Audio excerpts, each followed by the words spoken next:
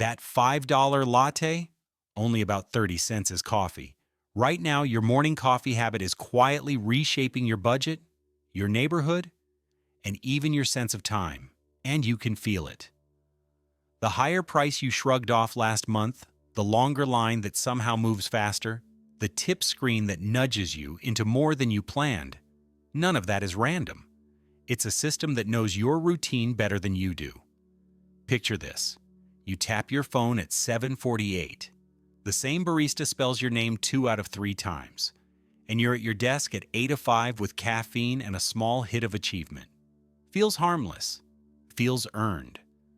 But if your rent is up, your groceries are up, and your savings feel slower than last year, your coffee isn't just coffee anymore.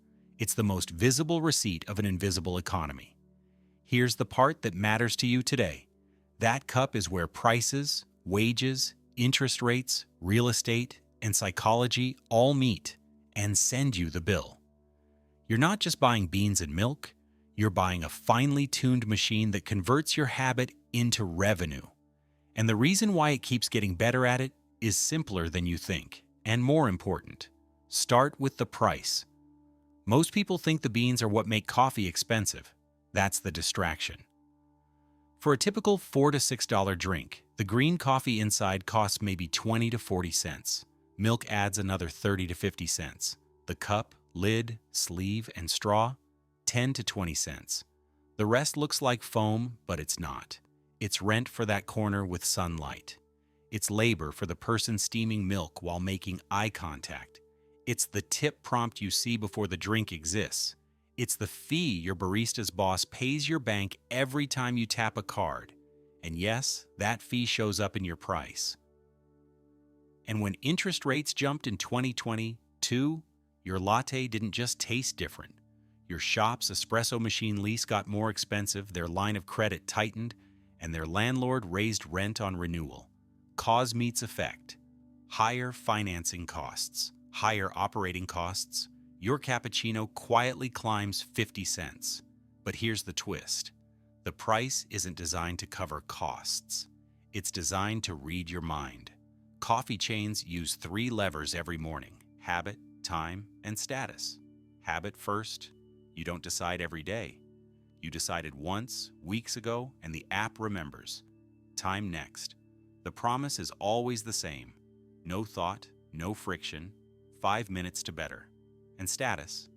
That gold star, that limited cold foam, that secret short-sized loyalist's order, it signals that you're in the know. That's not marketing. That's economics extracting what economists call consumer surplus, the extra you would have paid, without you feeling squeezed.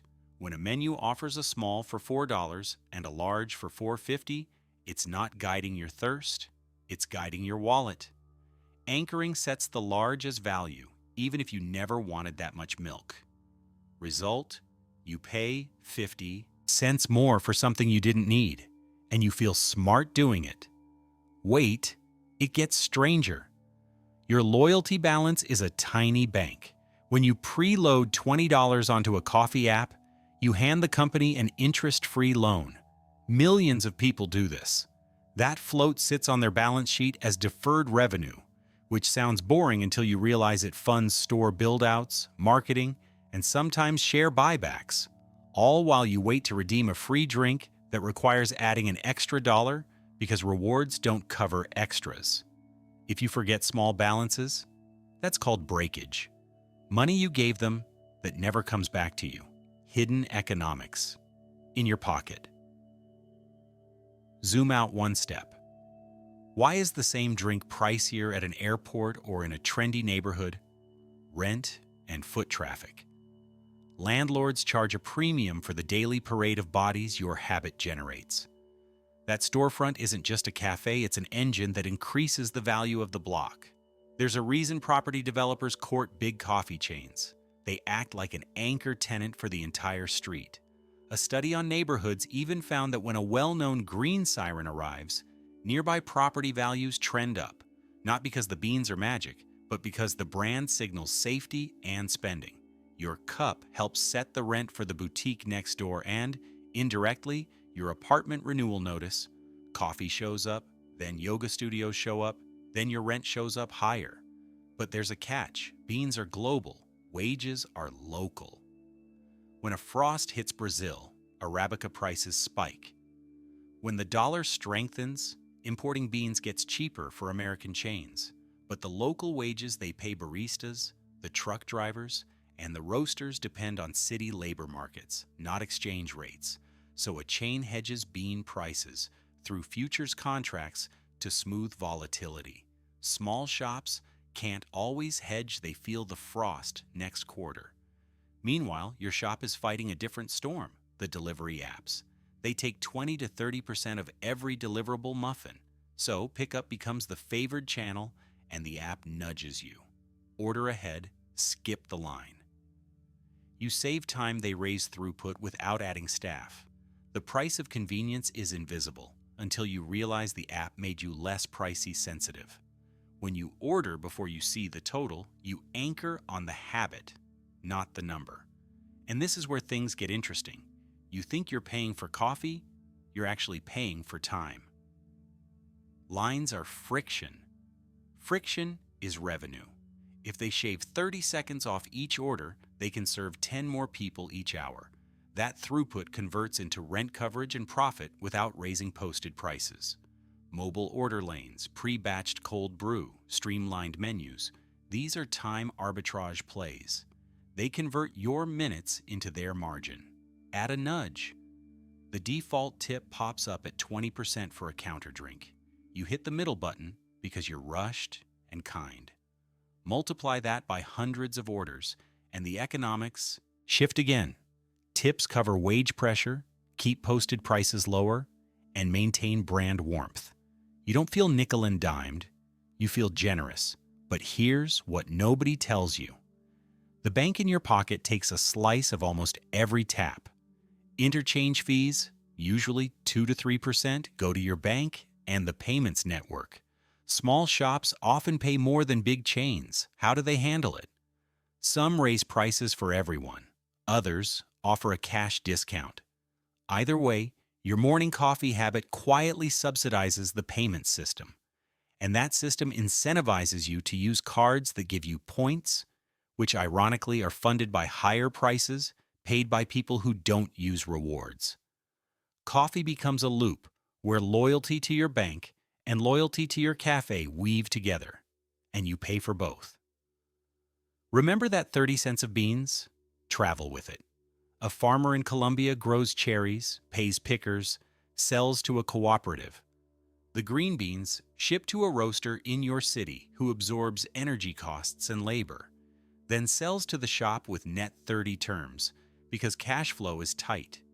If interest rates are high, those net 30 days matter. Late payments get expensive. The shop stores beans, calibrates grinders, trains baristas, pays rent due on the 1st, pays payroll every other Friday, and deals with a slow Tuesday that constant drizzle created.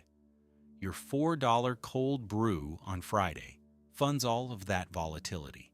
When inflation pushes dairy prices up and your shop switches to a private label oat milk, the taste changes, and so does the margin.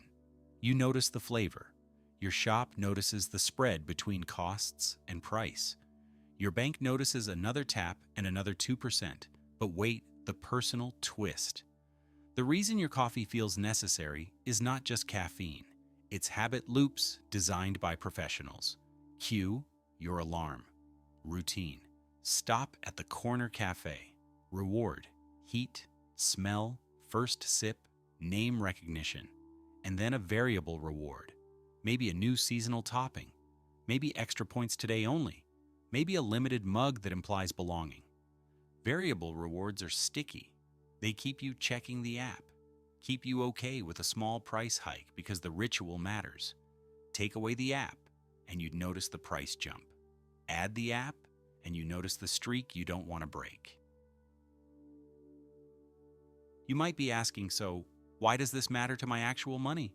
Because small daily decisions compound faster than anyone tells you. If your morning coffee habit costs $6 5 days a week, that's roughly $130 a month. Not life-changing alone, but layer fees, tips and upgrades, and it creeps to 180.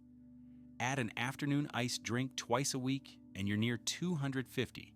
Now add the rent signal the coffee shop sent to your neighborhood over the last few years, and the fact that your bank collected fees every time you tapped. And you're not just buying coffee. You're renting the idea of being a person who has their life together before 8:30. Here's the part that changed everything for me. You don't need to quit coffee. You need to see the levers and choose on purpose. 3 moves give you control. First, decide whether you're paying for taste, time, or tribe each day. If it's taste, a home setup with a grinder and beans costs about 50 cents a cup for excellent quality. If it's time, keep the cafe, but cut the friction that sells you extras. Order on the app, disable add-on prompts, and pick a default drink that satisfies you without upgrades. If it's tribe, go on purpose twice a week and enjoy it fully the other days. Make it at home and redirect the saved cash. Second, beat the loyalty economics. Load only what you'll use this week so your money doesn't become float on someone else's balance sheet. Redeem points strategically on the most expensive item you actually enjoy, not the one that maximizes theoretical value. Ask if there's a cash discount at small shops. Sometimes you'll save 3 to 5% immediately. And know the off-menu size game. Many chains will make a smaller, short, hot drink that costs less and tastes better because the espresso to milk ratio is right. Third, own the payment side. If you're using a rewards card, consciously choose one that returns more than the fees it encourages in the system. Then pay it in full. If not, use debit or cash where you're offered a discount. Either path, decide rather than drift. 2 more hidden levers matter. Your time has a wage. If you wait 10 minutes to save 50 cents by walking farther, you just paid yourself $3 an hour. Worth it? Sometimes yes. If the walk clears your head, sometimes no. If it steals focus, name it, and watch for the delivery tax. Ordering a coffee for delivery almost always doubles the per cup cost when you include fees and tips. A $5 drink can become $9. For 20 minutes saved, that's an hourly rate you're paying without noticing. Remember the frost in Brazil? When you hear about crop failures or shipping disruptions, that helps you predict price changes. Buy beans ahead if you brew at home. Expect seasonal menus with more sugar and foam during cost spikes, because add-ins mask smaller size changes and protect margins. And watch the real estate angle. If a new flagship cafe opens on your block, it might be the sign your landlord uses later to justify an increase. That doesn't mean never enjoy it. It means don't confuse your neighborhood's branding with your budget's reality. So where does this leave you tomorrow morning? With a choice that's finally visible. You can keep your ritual and remove the parts that quietly tax you. You can switch 2 days a week to home brew and save $100 a month without feeling deprived. You can use loyalty as a tool, not a leash. You can tip generously when it's service, not out of default guilt. You can treat your time like money, because it is. The hidden economics of your morning coffee habit aren't there to shame you. They're there to show you the levers other people pull, so you can place your hands on them too. When you see that your cup isn't just beans, but rent, wages, interest, loyalty, and time, you stop being the passenger. You become the one who decides.